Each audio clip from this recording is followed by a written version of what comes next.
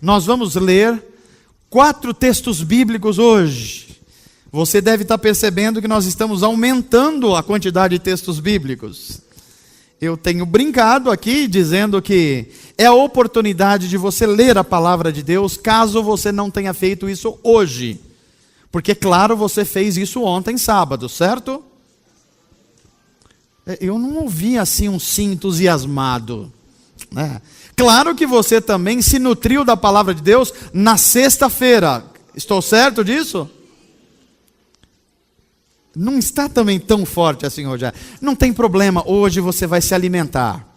Mas eu espero que você, ao colocar combustível espiritual dentro do seu tanque espiritual, você não faça só hoje não, porque corre o risco de você ficar sem combustível durante a semana. Então, vá colocando diariamente esse combustível. Eu peço para acenderem a luz um pouquinho, para a gente ter maior facilidade para ler. Primeiro texto, Salmo de número 27. Salmo de número 27, verso 14. Primeiro texto que nós vamos ler.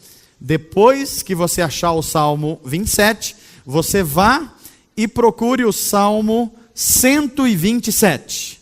Coloca 100 números aí a mais. Primeiro 27, depois o 127. Claro que você está tendo a oportunidade aí de talvez fazer uma marcaçãozinha.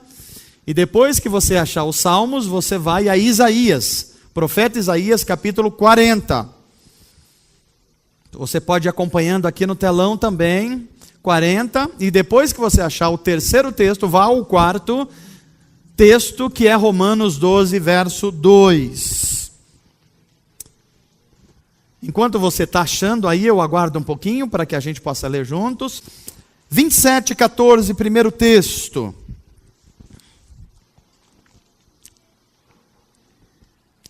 Salmo de número 27 e verso 14.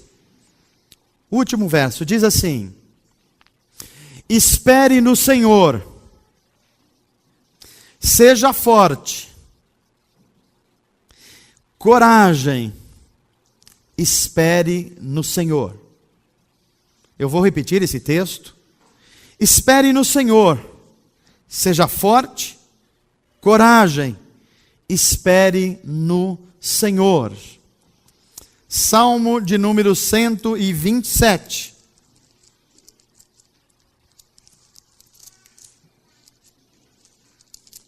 Salmo de número 127, verso 1. Que diz assim: se não for o Senhor o construtor da casa, e casa aqui é uma figura de linguagem para vida. Se não for o Senhor o construtor da casa, será inútil trabalhar na construção. Se não é o Senhor que vigia a cidade, será inútil a sentinela montar guarda. Talvez você conheça mais esse verso numa versão anterior, que muitos irmãos no Brasil usam, da Bíblia Sagrada, que diz, alguém se lembra? Se Deus não guardar a cidade, em vão guardam os sentinelas. Sentinelas, aqueles guardas que ficavam à frente da cidade em posições estratégicas, principalmente no mundo antigo, para que a cidade não fosse atacada. Se Deus não guardar a cidade, em vão cuidam os sentinelas. Agora vamos a mais um texto, profecia de Isaías. Isaías, capítulo 40.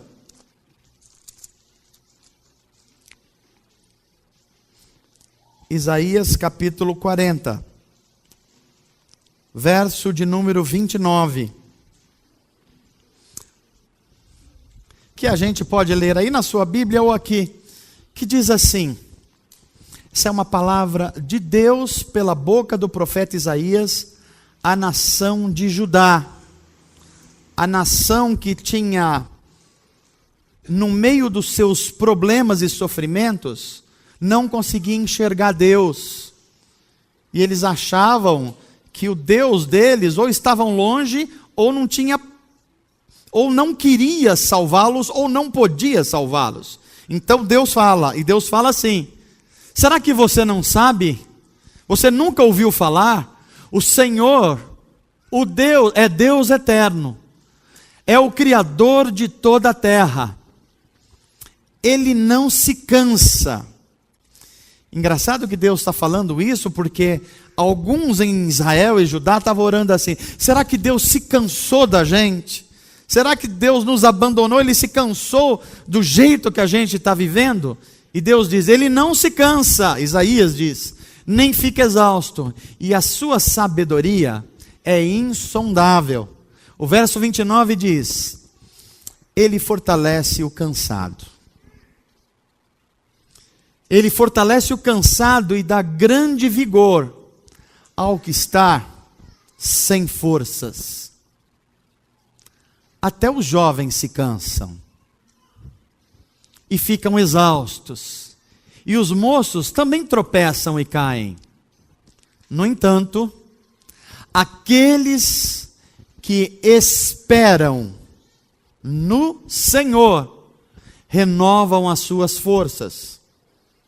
Eles voam alto como águias. Esses que esperam no Senhor correm e não ficam exaustos.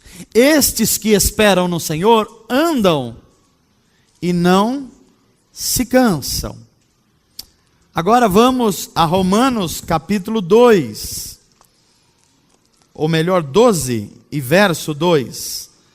Carta de Paulo aos Romanos 12, verso 2.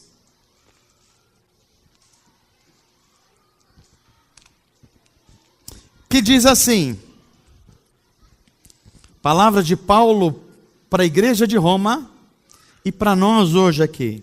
Ele diz assim: comunidade Atos, não se amoldem ao padrão deste mundo.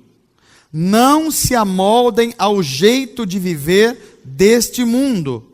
Não viva pelos valores deste mundo, mas transformem-se pela renovação da sua mente, para que, renovando a mente, vocês sejam capazes de quê?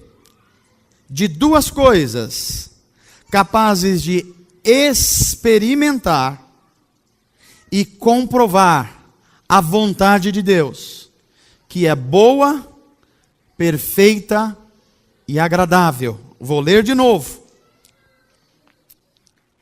Não se amoldem ao padrão deste mundo, mas transforme-se pela renovação da sua mente, para que sejam capazes de experimentar e comprovar a boa, agradável e perfeita vontade de Deus. Amém. Vamos orar? Hoje, ao invés de eu orar, eu queria que você orasse.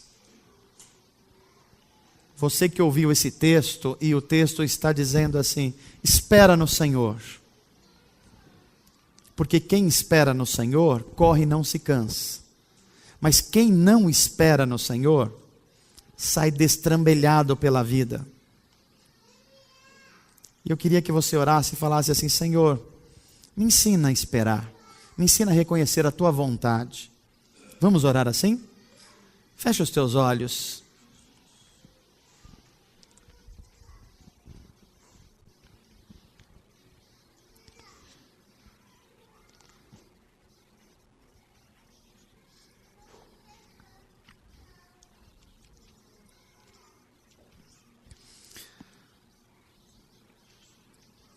Pai, nós temos certeza que o Teu Espírito Santo está entre nós. Porque foi o Teu Filho que disse: quando nós nos reuníssemos em torno do Teu nome, o Senhor estaria conosco. E eu creio que o Senhor está conosco. E porque o Senhor está conosco, esta é a notícia extraordinária. Nós estamos muito contentes de ter irmãos, amigos conosco. Mas nada se compara a ter a Tua presença conosco. Porque se o Senhor está conosco, nada, absolutamente nada, nós devemos temer. Por isso que vale a pena esperar no Senhor, para que a gente não ande a nossa vida sozinhos, para que a gente não se isole do corpo de Cristo. E eu oro, Senhor, para que a Tua palavra produza vida em nós, produza transformação em nós, produza coragem em nós, produza discernimento em nós, produza o fruto do Espírito em nós. Faz isso, Pai. Se revela. Aquece o nosso coração, que porventura pode estar como uma pedra de gelo. Pode ser que a gente esteja meio desconectado ainda nesse culto. Pode ser que os problemas da segunda se anteciparam no domingo, Senhor. Isso quer dizer que a gente não está esperando em Ti, mas nos ensina a esperar em Ti. Que nada e ninguém possa roubar a nossa comunhão e o nosso foco, que é ouvir o Senhor falar conosco. Fala, Senhor, e nos cura. Fala e nos orienta. Fala e nos levanta em coragem, para a gente viver a vida que o Senhor nos chamou para viver. Em nome de Jesus, assim te pedimos e te agradecemos. Amém. Amém. Meus amados irmãos, nós estamos pregando uma série de mensagens a partir de uma oportunidade cultural, que é o livro A Cabana e o filme A Cabana. Como vocês já sabem, eu estou repetindo aos domingos para que a gente se lembre, mas para que quem não ouviu tenha a oportunidade de ouvir, inclusive quem está assistindo as mensagens depois durante a semana. Esse livro é um livro cristão, lançado no mundo inteiro e no Brasil, já vendeu mais de 20 milhões de cópias. Milhões de cópias. O filme foi assistido por milhões de pessoas. E esse livro trata da história de uma família, mais especificamente um homem chamado Mackenzie, ou Mac Phillips. E esse homem, ele vive uma vida tranquila, uma vida que quase ele não percebe muito Deus no seu dia a dia, porque ele está no momento de bonança. Até que num acampamento da sua família, um tempo de lazer, a sua filha menor some, ninguém sabe onde ela está, e depois se descobre que ela foi sequestrada por um facínora, um homem violento, que está fazendo isso na região.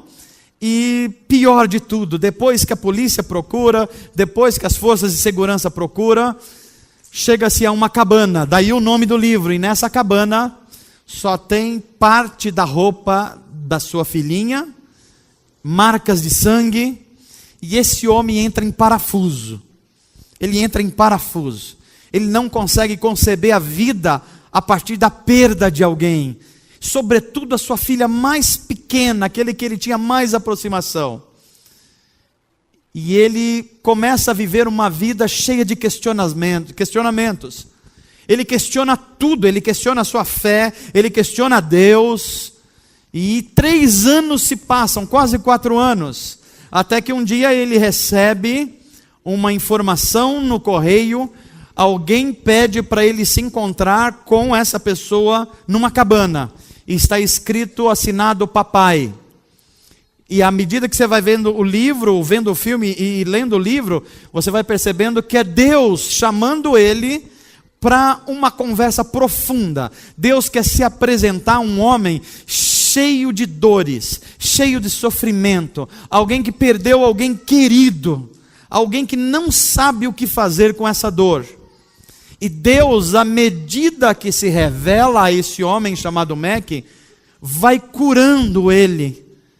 E não só curando, vai estabelecendo um relacionamento pessoal, que vai deixando o Mac absolutamente com uma nova visão da vida, vai sendo curado no seu interior, na sua vida. Esse livro, não é difícil perceber por que ele está fazendo sucesso, porque ele fala de temas que tem a ver comigo e com você. Tem a ver com sofrimento humano que a gente não explica. Tem a ver com as nossas dores. Nós certamente convivemos com dores aqui essa semana inteira. E a gente precisa lidar com isso. Nós convivemos com a culpa de ter feito algo ruim, ou a culpa de não ter feito algo bom. Nós convivemos e nós precisamos lidar com isso. E é por isso que esse livro está nos servindo de base para nós explicarmos algumas doutrinas bíblicas centrais. Porque a pergunta que vem a nós é: esse livro está sendo fiel aos ensinos da Bíblia Sagrada? Isso é a primeira pergunta. Muita gente diz sim, esse livro está sendo fiel. A outra pergunta é: mas será que esse livro não está distorcendo alguns ensinos da palavra de Deus? Para outras pessoas a resposta é sim, há algumas distorções da palavra de Deus. Já para outras pessoas, esse livro é apenas um romance e não deveríamos considerá-lo como um livro cristão, e a gente não está falando a respeito disso. Mas o fato é que esse tema é tão importante para a gente lidar, e é por isso que a gente está abrindo a nossa Bíblia, e abrindo a nossa Bíblia, nós estamos tentando verificar se o que está sendo apresentado aqui é fidedigno àquilo que a Bíblia Sagrada ensina para a vida. E quando nós abrimos a Bíblia, primeiro tema que nós tratamos aqui, sofrimento humano. E nós olhamos para a Bíblia Sagrada e percebemos que o sofrimento humano não será sequer suportado se a gente não entender quem é o ser humano. E nós ensinamos aqui que o ser humano, a menos que ele entenda que ele é criado por Deus, e que Deus sustenta a sua vida, e que ele foi feito para ser imagem e semelhança de Deus, ele não vai saber lidar com o sofrimento. É por isso que muita gente hoje que você conhece, no menor sinal de um sofrimento, cai no desespero. Há pessoas, inclusive, que tiram da cabo a vida. Há pessoas que começam a ter doenças emocionais. Por quê? Porque normalmente nós não entendemos quem nós somos em Deus. E por isso a gente fica procurando explicações em outros lugares. Segunda mensagem que pregamos aqui: quem é Jesus Cristo? Porque o livro, ele mostra um lado de Jesus Cristo que está correto, que é um lado humano de Jesus, alguém que ama, alguém que é amigo, e está correto, mas está reduzido, porque Jesus Cristo não é apenas o meu amigo, Ele é o meu Senhor a quem eu devo obediência. Se Jesus fosse apenas o meu amigo, um amigo você não é obrigado a obedecer. Um amigo, você pode ter um relacionamento como um amigo qualquer. E talvez nós tenhamos muitas pessoas nas igrejas e nas suas vidas lidando Jesus apenas como um amigo, que Ele é. Mas com um amigo você não confessa pecados necessariamente. Diante de um amigo você não se arrepende necessariamente. Diante de um amigo você não segue em obediência necessariamente. Só diante de um Deus que você faz isso. E é por isso que nós dizemos aqui que a natureza de Jesus é uma natureza humana, ou seja, Ele condescendeu, Ele desceu a ser um ser humano, mas ao mesmo tempo Ele é Deus. Ele nos leva até Deus. Ele traz Deus ao ser humano e leva o ser humano até Deus. Por isso que Ele é o nosso Redentor. Terceira mensagem: Deus e eu, quem é a imagem de quem? E eu preguei aqui domingo passado e eu apresentei a vocês algumas ideias sobre Deus que não tem nada a ver com Deus da Bíblia Sagrada. Eu apresentei a vocês o Deus Samu, vocês se lembram dele? Ligue 192 a hora que você tem uma emergência, a hora que tem um problema, e depois que o SAMU resgatou, aí você vai viver a sua vida. Eu apresentei aqui o Deus quebra-galho. O Deus quebra-galho é aquele que a gente está interessado nele só para Ele dar uma vaga para a gente no shopping no sábado à noite. Depois que Ele deu a vaga, a gente não tem mais relacionamento com Ele. Mas isso não tem nada a ver com Deus da Bíblia Sagrada. Isso é um Deus da mente das pessoas. Eu apresentei aqui um Deus zangado, irado. E você deve conhecer gente que pensa que Deus é assim. não se tem um relacionamento em amor e obediência, tem um relacionamento de medo. Pode ser que você tenha vindo nesse culto hoje por medo de Deus. E será uma pena. E eu quero que até o final dessa mensagem você mude completamente essa compreensão sobre Deus. Porque esse Deus não é o Deus da Bíblia, é um Deus que você formou na sua mente. E eu espero que a palavra de Deus pregada mude a sua compreensão sobre o Deus Altíssimo. E hoje nós temos outro tema instigante. Porque os temas que nós lemos aqui deixam muito claro que nós devemos esperar em Deus.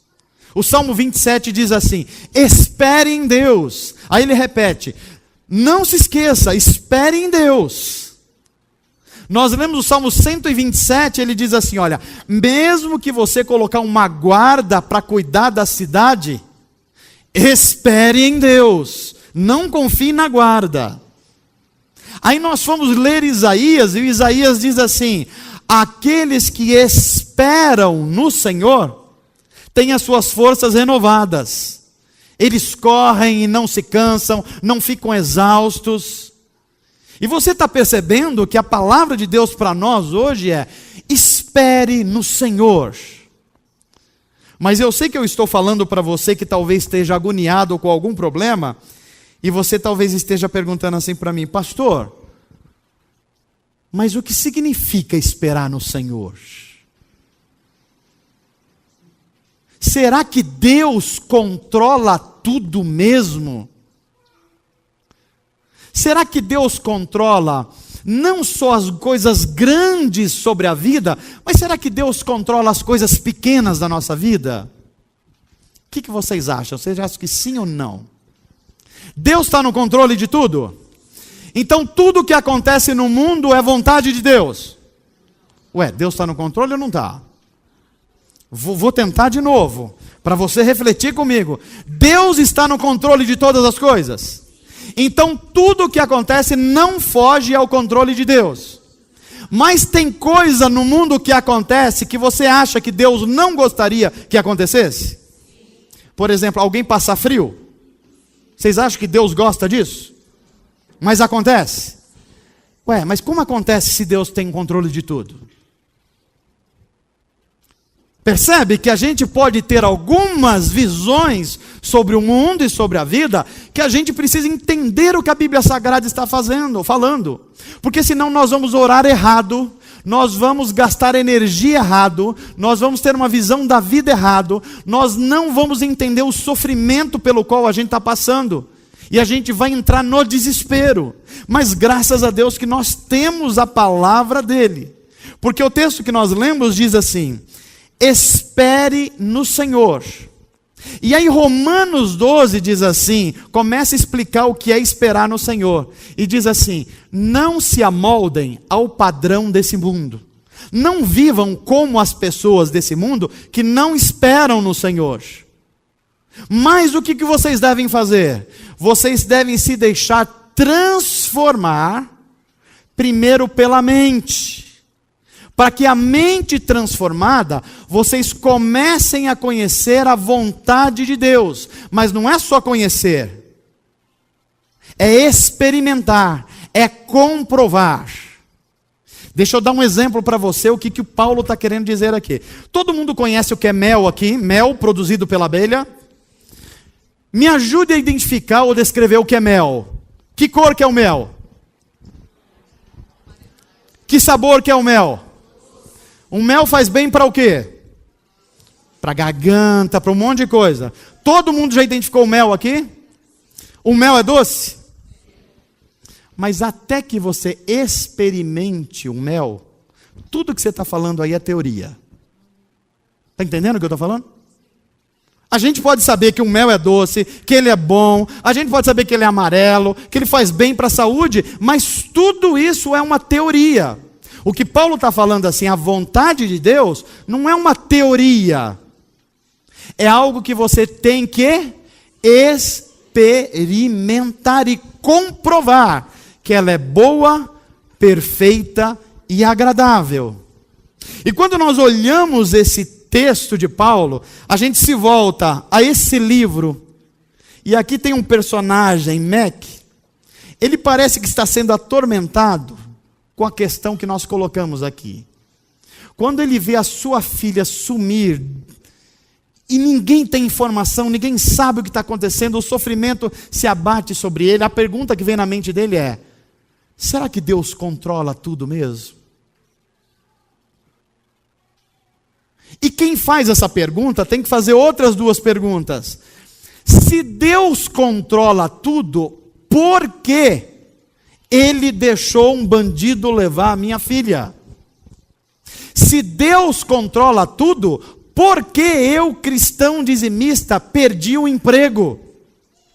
Se Deus controla tudo, por que eu estou tendo um problema na minha família, e a minha família é de Deus? É a pergunta que está sendo colocada aqui. E ele tem duas respostas. Se a resposta é sim, Deus controla tudo, a resposta seguinte é: então por que Deus deixou acontecer isso?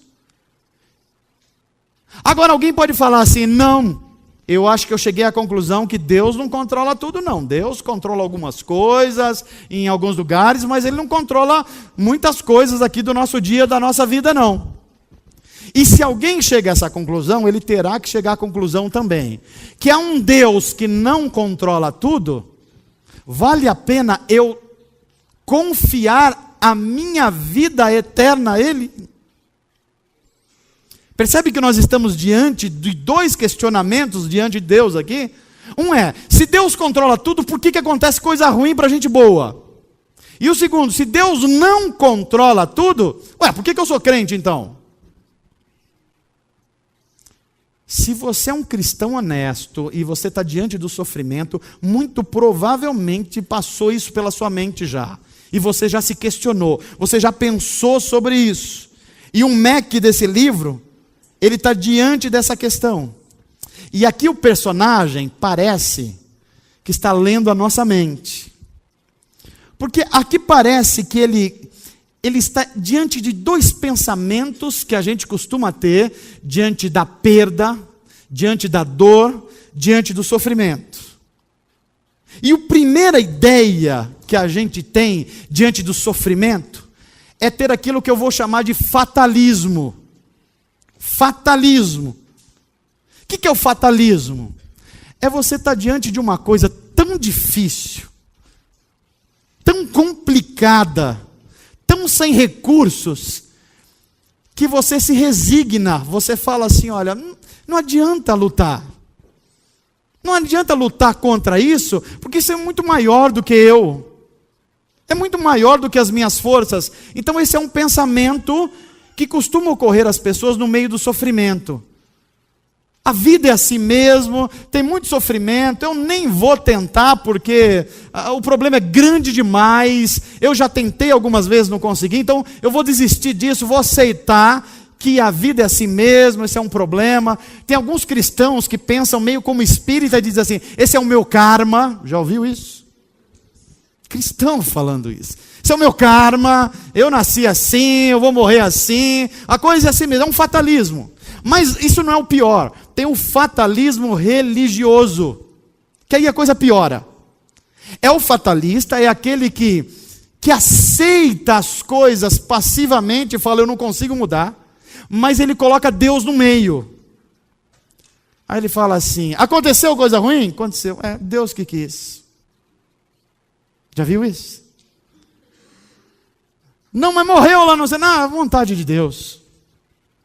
Não, mas o cara lá tá nas drogas, está perdido. Pois é, vontade de Deus. Se Deus quiser, um dia Ele faz. Fatalismo religioso. Essa percepção é uma percepção de que tudo que acontece nesse mundo é necessariamente a vontade de Deus. E que não adianta brigar porque os problemas são grandes demais. Pastor, eu já lutei demais com essa minha esposa, com esse meu esposo. Esse problema é maior do que eu já lutei demais com esse chefe, eu já lutei demais com essa doença, eu já lutei demais com esse emprego. Então eu estou desistindo, pastor. E acho que Deus quer que as coisas sejam assim. Isso é um tipo de comportamento. E parece que o Mac, esse personagem do livro, ele começa a pensar assim no momento. Ele começa a perder as forças. Então, é o fatalismo religioso. Alguém que olha para a vida e aceita a vida do jeito que ela é. E diz assim, o fato de a vida ser assim, deve ser porque Deus quer que ela seja assim. Isso é um comportamento que paralisa. Isso é um comportamento que a pessoa não consegue lutar, ela não consegue ir adiante. Porque além dela não ter forças, ela acha que Deus quer que isso aconteça. Mas tem um outro pensamento, que é quase o oposto disso. Que é que eu vou chamar não de fatalismo, mas de voluntarismo. O voluntarismo é quase o oposto disso aqui. Se desse lado o fatalista é aquele que é pessimista por natureza e não quer enfrentar os problemas, o voluntarista é aquele meio sem noção, que não tem noção do perigo, não tem noção das coisas. É aquela pessoa que até tem boa vontade, mas não tem muito juízo. Conhece gente assim?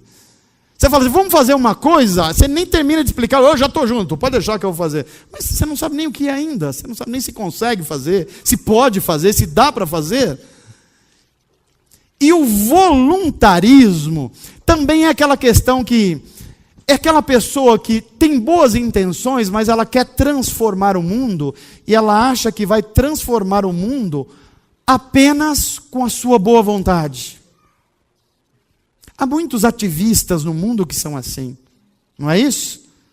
Inclusive gente boa, gente legal, que fala assim, não, o negócio é a gente pôr a mão na massa, o negócio é a gente fazer, e não, mas precisa, não precisa, esse negócio de Deus, esse negócio de, não, o negócio sou eu, é meu braço, a minha saúde, é o meu dinheiro, vamos tentar resolver as coisas, a gente está aqui para isso e vamos resolver o problema.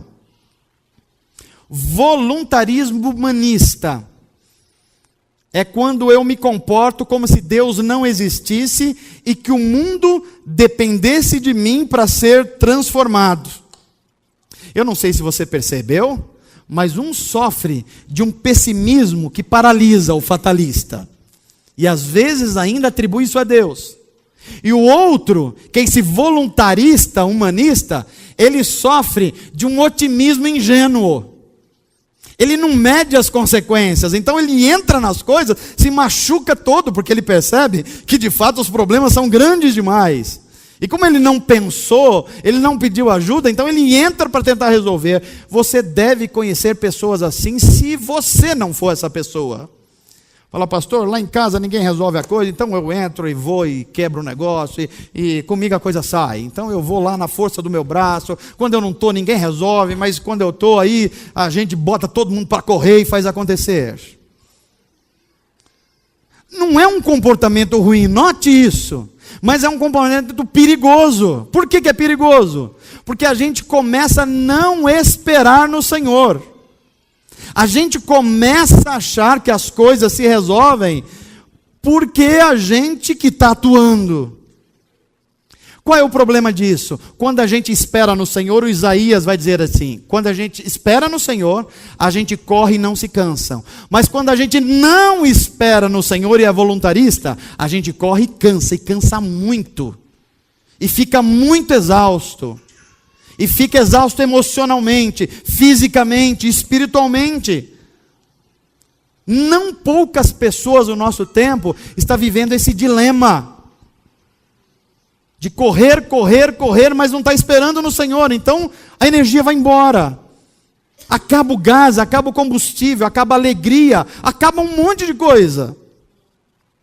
E nós ficamos perguntando assim, pastor, mas então o que a gente deve fazer? Se a gente acredita que Deus está no controle, a gente pode ser um fatalista. E se a gente acha que Deus talvez não esteja controlando tudo e a gente resolve fazer algumas coisas, a gente pode ser considerado um voluntarista.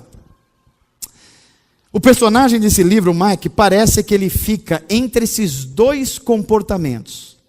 Ora, parece que ele acha que Deus controla tudo. E ora parece que ele acha que Deus não controla exatamente tudo. Quando ele acha que Deus controla tudo, olha que curioso, ele culpa Deus pela tragédia da sua filha. Se Deus controla tudo e aconteceu isso, então Deus é culpado. Eu e você não nos comportamos assim, gente?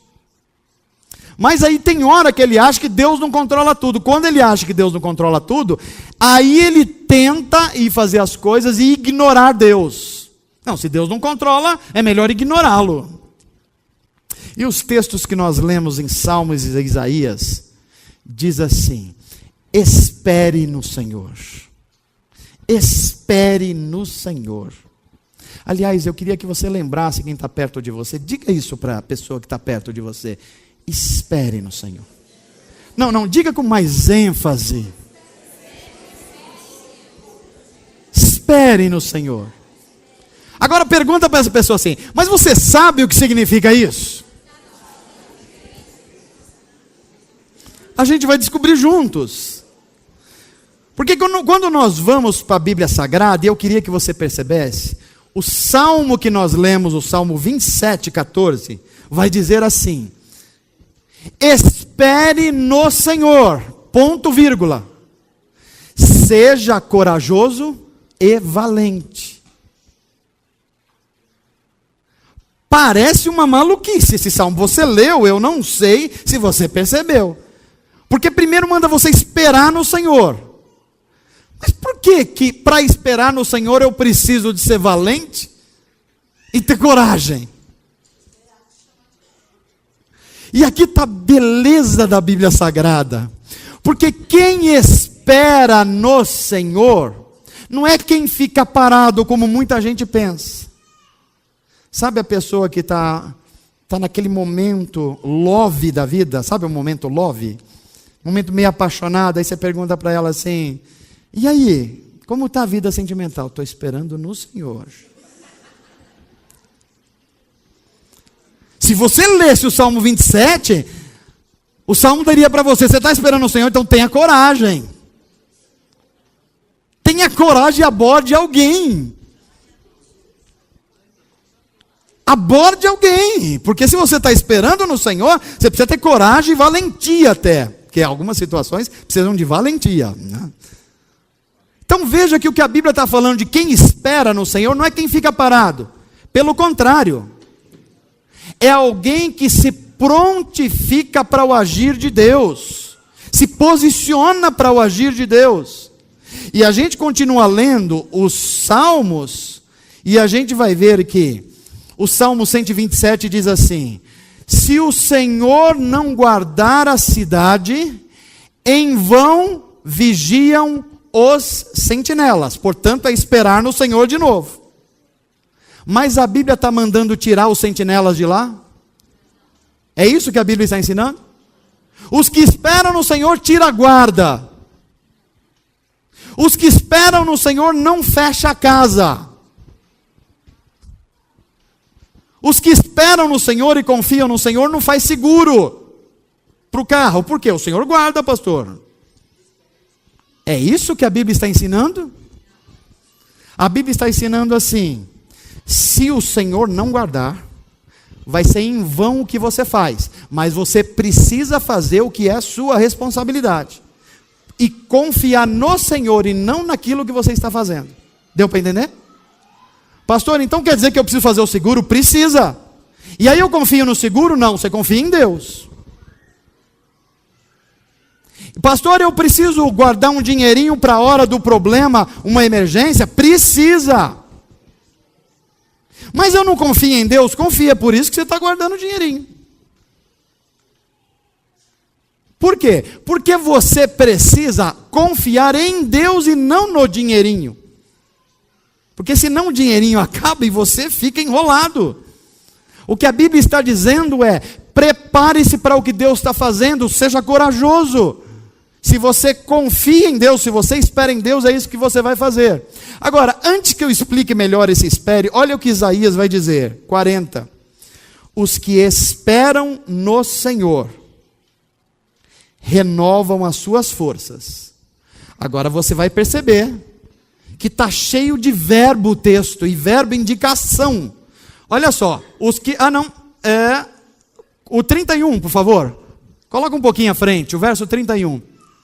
Os que esperam no Senhor, eles renovam as suas forças. Ah lá. E depois o que eles fazem? Voar é uma ação de quem está parado, gente. Percebe? É quem espera no Senhor. Voam alto como águias. E depois, o que eles fazem? Os que esperam no Senhor. Ô pastor, como assim? Eu achei que esperar no Senhor era eu ficar na cadeira e falando, Deus vai trazer o meu Isaac. Não, não vai não. Você precisa correr.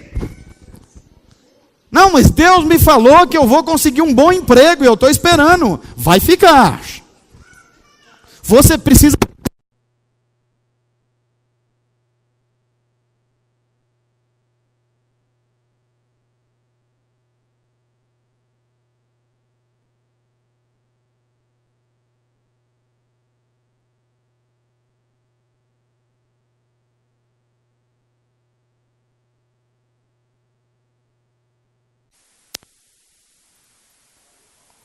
Valendo? Valendo. Os que esperam no Senhor andam. Esperar no Senhor indica uma ação. E por que é que indica uma ação? E aqui vem a questão central. Porque quando a Bíblia está mandando a gente esperar no Senhor, o verbo esperar não vem de aguardar, vem de esperançar. Ou seja, o que a Bíblia está dizendo é, os que esperançam no Senhor, os que colocam a sua confiança e, portanto, esperança no Senhor, aí eles saem à luta, aí eles voam, aí eles correm, aí eles andam, aí eles se preparam para a batalha, aí eles montam guarda. Por quê? Porque a esperança deles não está nessas coisas, está no Senhor. E como a esperança está no Senhor que jamais falhou, então eles se movimentam, eles vão atrás, eles buscam, eles andam, eles voam, eles conquistam, eles vão adiante. Por quê? Porque eles são bons? Não. Por quê? Porque eles têm confiança naquilo que eles têm? Não.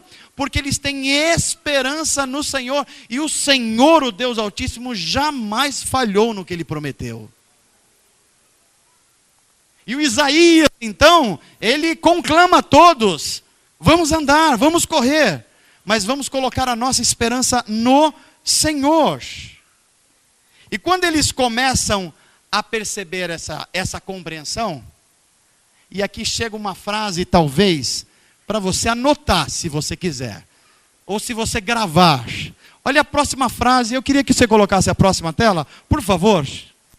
Pastor, como é que devo funcionar? Ou eu espero em Deus, e talvez eu fique meio fatalista, porque se Deus quiser ou não quiser, ou será que eu vou fazer as coisas, tomar decisões? O que eu devo fazer? Olha o que a Bíblia propõe para a gente. É o número 3, aquela tela de número 3. Será que eu fico parado ou será que eu saio a movimentar para fazer as coisas acontecerem? Daqui a pouco vai estar disponível para a gente aqui, mas deixa eu já adiantar para vocês. Como é que eu me comporto, pastor? A Bíblia vai ensinar que você deve agir como se tudo dependesse de você. E confiar como se tudo dependesse de Deus. Deu para entender? Eu vou repetir. Eu não sei, ainda não está disponível. Mas é agir como se tudo dependesse de você. Pastor, eu preciso de um trabalho. O que eu devo fazer? Agir. Agir. Compra uma apostila e começa a estudar. Leia alguma coisa interessante, esquece as redes sociais. Começa a se preparar. Pastor, eu preciso arrumar começar um novo negócio. O que eu devo fazer? Devo ir para a campanha de 7 dias de oração? Não, você deve orar também, mas primeiro precisa agir. Você precisa ter um produto, você estudar as necessidades, você precisa ter ideias. Isso é agir. E depois? Depois que eu fiz tudo o que veio à minha mão, eu descanso a minha cabeça no travesseiro confiando no Senhor como se tudo dependesse dele. Entendeu isso, gente? Entendeu como a gente lida, inclusive, com sofrimento? Como é que eu faço, pastor, diante da perda e do sofrimento? Eu aguardo em Deus e me paraliso, ou eu faço tudo que está nas minhas mãos? Faça as coisas como tudo dependesse de você, mas ao final, confie como se tudo dependesse de Deus. Amém, gente? Mas eu sei que falta uma coisa aqui, que a gente precisa compreender. Se Deus controla as coisas e eu preciso confiar nele, como é que eu convivo com a minha ansiedade? Porque a gente fica ansioso, não fica, gente? Diante das dificuldades a gente não fica? Como é que eu lido com a ansiedade? Olha a resposta da Bíblia que linda.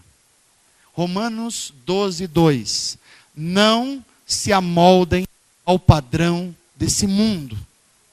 O que Paulo está dizendo é, não tente viver de acordo com a sociedade sem Deus.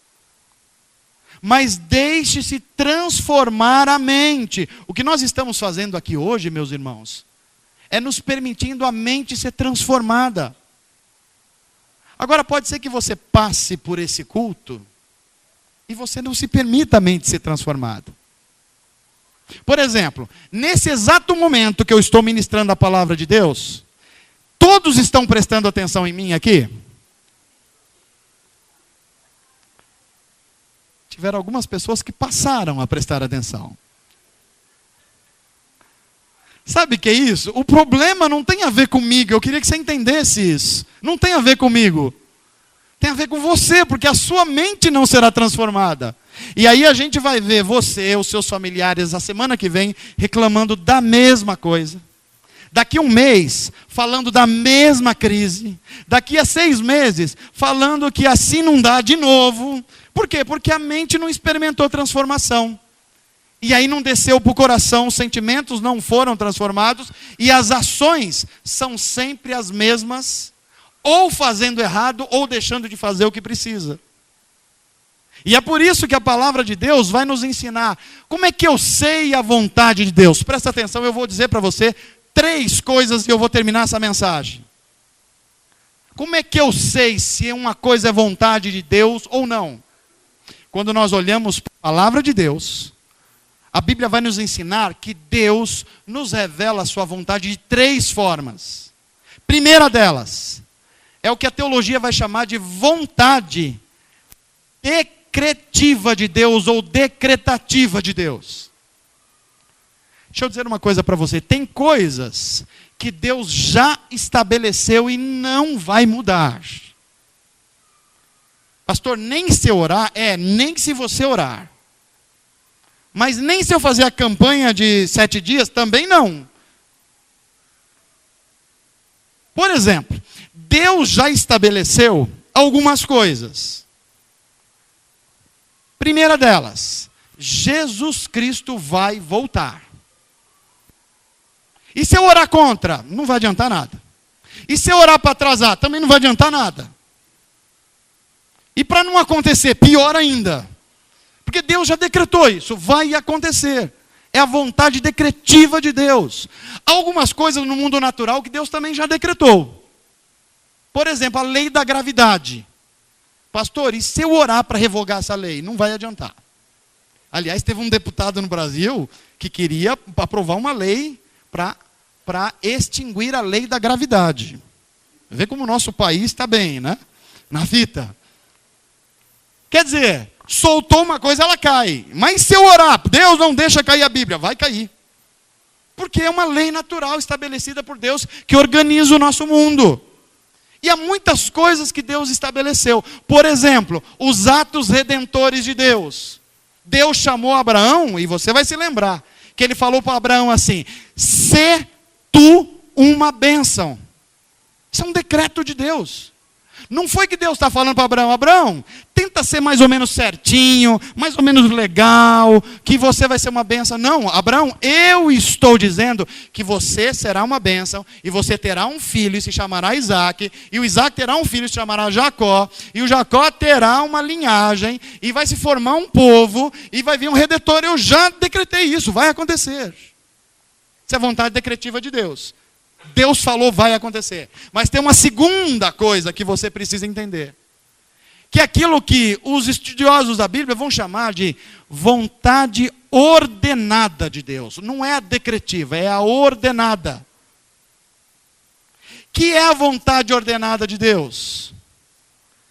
É aquela vontade que Deus colocou os preceitos na sua palavra.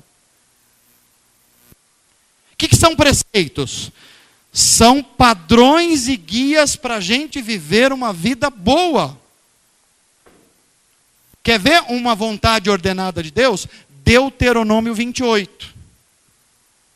Deus falando com a nação de Israel diz assim: se vocês me obedecerem, se vocês forem fiéis a mim, se vocês cumprirem com justiça, eu abençoarei vocês. Eu vou dar uma terra que mana leite e mel a vocês. E vocês terão agricultura, seus negócios irão bem. Mas, se vocês não obedecerem, o que ia acontecer? Exílio. Os gafanhotos comendo as lavouras. Veja, a vontade de Deus aqui, há um espaço para você obedecer ou não obedecer. E é aqui que a gente precisa prestar atenção.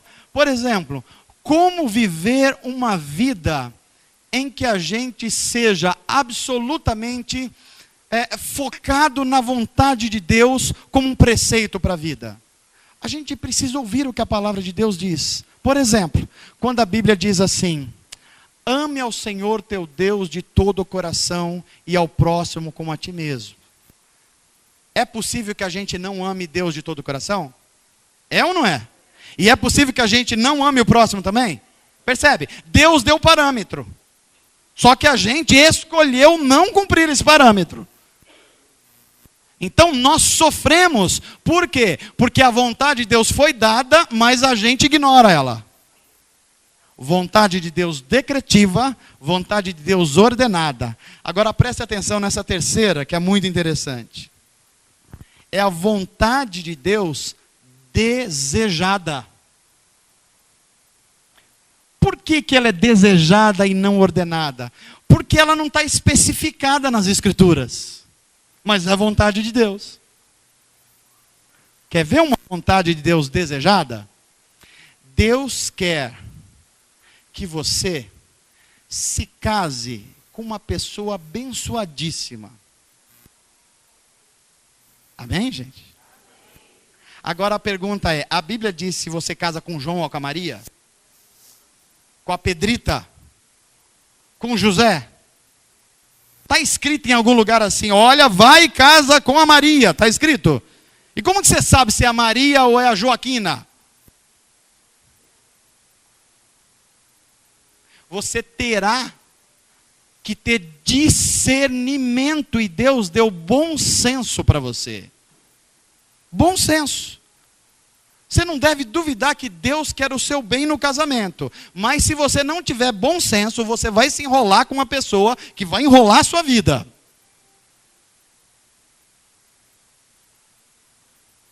Não, pastor, mas eu estou apaixonado. Você não quer esperar no Senhor, tudo bem. Caminhe. Mas pastor, não está escrito num livro aqui quem é a pessoa? Não está. Você vai ter que ter bom senso. Como é que eu tenho bom senso, pastor? Como é que eu escolho um bom marido? Ora, veja se ele gosta de trabalhar, por exemplo, é um bom caminho, bom senso. Se ele não gostar, sai fora, não é vontade de Deus não. Não, mas uma irmã Joaquina falou que Deus vai fazer missão comigo. A sua missão vai ser cuidar dele como um bebê. Esse vai ser a sua missão. Deus dá parâmetros para a gente. Vou abrir um negócio, o que eu devo fazer? É de Deus ou não é de Deus? Bom senso. Vai abrir um negócio, comece a estudar o negócio. Começa a ser criativo no que faz. Por quê? Porque senão não adianta você abrir o Salmo 23 e falar, o Senhor é o meu pastor, e aqui o inimigo não vai entrar, e não vai adiantar. Porque você está ignorando as coisas que Deus deu para você como parâmetro. Estão entendendo o que eu estou falando aqui? Pastor, e se eu for, viajo ou não viajo? Você que sabe. Não, pastor, eu vim aqui para o senhor orar para ver se eu viajo para onde? Não sei. Para qualquer lugar que você queira. Meu irmão, não é Deus, é você. Por exemplo, é hora de você gastar o seu dinheiro nisso? É um parâmetro. Isso vai ser a melhor coisa para você fazer agora? Ou você está precisando mesmo de um tempo de descanso? É parâmetro. O que a Bíblia vai dizer para você é, não gaste o seu dinheiro em coisa que não é pão. Claro que pão não é só pão francês. Pão é aquilo que é central para a vida, que é importante para a vida. Então eu queria que você não esquecesse disso. A primeira vontade de Deus qual é mesmo, gente? Decretiva, Deus já estabeleceu. Confia nele, Deus é bom, ele vai cumprir isso. Segunda vontade ordenada de Deus, tem preceitos na Bíblia. Olhe para as Escrituras e obedeça o que a Bíblia está dizendo. Terceira vontade desejada de Deus, você vai ter que tomar decisão. E vai ter que tomar decisão com bom senso. Porque em todas essas vontades, Deus quer abençoar você. Amém, gente? Eu caminho para o final dessa mensagem, dizendo a você que nem sempre nós sabemos como agir diante de um problema e de um sofrimento. Mas justamente porque que nós não sabemos, é que às vezes a gente cai num fatalismo. Pastor, tudo que aconteceu comigo, Deus que queria mesmo. Sei lá, minha família azarada, tudo acontece errado. Então eu acho que Deus fez a gente assim, vamos assim. Ou o outro, não pastor, eu saí fazendo as coisas, você orou? Não, não orei. Você, não, também não. Você pediu conselho? Não, também não. Pois é, você entrou num voluntarismo que não tem nada a ver com Deus. E é por isso que as consequências estão chegando. Agora, como a gente faz isso? Eu preguei a palavra de Deus, mas você gostaria muito que eu apresentasse uma pessoa que faz isso perfeitamente, que espera no Senhor e conhece a vontade de Deus. Você não gostaria de conhecer? Pois é, a Bíblia Sagrada vai mostrar que teve um homem chamado Jesus de Nazaré, que ele sabia esperar em Deus. No começo do seu ministério, ele estava no deserto, e foi oferecido a ele as 3 coisas que mais o ser humano quer: bênçãos materiais, poder e riqueza. E ele olhou para tudo isso e falou assim, não, eu espero no meu Deus. Inclusive foi oferecido para ele reinar sobre o mundo sem passar pela cruz. E ele disse, não, esse não é o projeto de Deus para mim. Eu estou esperando no meu Deus, que a vontade dele é sempre boa, perfeita e agradável. Jesus era tão consciente de esperar em Deus, que ele estava num casamento, faltou vinho, e a mãe dele chegou e falou, Jesus, está faltando vinho aí, o que você faz? Eu falei, eu nada. Como assim nada? Não, porque não é a minha hora ainda. Eu sei esperar a minha hora, porque eu estou sempre esperando em Deus. Agora, você quer conhecer também alguém que conhecia a vontade de Deus? Jesus Cristo. Porque quando perguntaram assim, Jesus, quando é que vai acabar o mundo? Quando vai acontecer essas coisas aí, que você está dizendo que vai acontecer? Ele falou, meu pai que sabe. E tem jeito de não acontecer? Não, não tem jeito. Pode orar? Não, não precisa orar, porque vai acontecer, porque ele já decretou isso. Mas tem outras formas? Tem. Como é que eu faço? O jovem moço chega diante de Jesus, Jesus, eu sou um cara legal, eu sou um cara que vou à igreja, que dou o dízimo, eu obedeço os mandamentos, e o que o senhor acha? O que está faltando? Está faltando alguma coisa? Jesus fala, tá, só falta você obedecer agora. Como assim? Vai, vende tudo que você tem e aí você me segue. Aí falou, não, Jesus, desse jeito eu não quero brincar assim não. Porque tem um parâmetro, se você quiser seguir a Jesus, você não pode ter outro Deus, não pode ser a riqueza, não pode ser a fama, não pode ser nada a não ser Ele Deus. Está estabelecido, está ordenado aqui na palavra dele. Agora você quer ver uma pessoa que também sabia lidar com a vontade desejada de Deus? Jesus Cristo. Ele estava no Getsemane, ele diz assim, Pai, eu queria que o Senhor me livrasse desse sofrimento. É possível, Pai? Sabe qual é a resposta de Deus para Jesus? Nenhuma resposta. E talvez é o que você está vivendo hoje. Você está orando sobre uma coisa, e a resposta não é nem sim nem não, é o silêncio de Deus. E sabe como Jesus respondeu ao silêncio de Deus? Ele levanta suas mãos aos céus e fala assim, seja feita a tua vontade.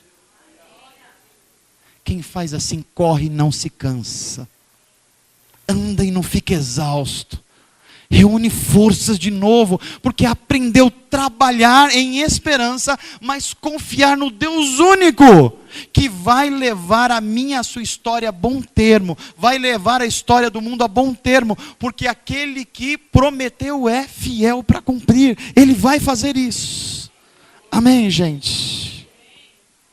Você está saindo daqui edificado hoje? Vai tomar decisões sábias? E quando você estiver diante do sofrimento, você vai ser um fatalista ou um voluntarista? Não, pastor, eu já aprendi. Eu já aprendi aqui com Salmo, com Isaías, com Romano, que eu não devo imitar o mundo que vive ansioso, confiando em si mesmo. Não, eu não.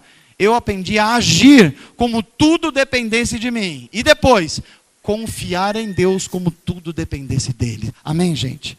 Que Deus abençoe você, encoraje você, faça você uma fé viva, atuante. Quando esperar no Senhor, lembre que esperar é ter esperança no Senhor. Então você vai voar, e vai voar alto como as águias. Você vai andar e não vai se cansar. Você vai correr e não vai ficar exausto. Por quê?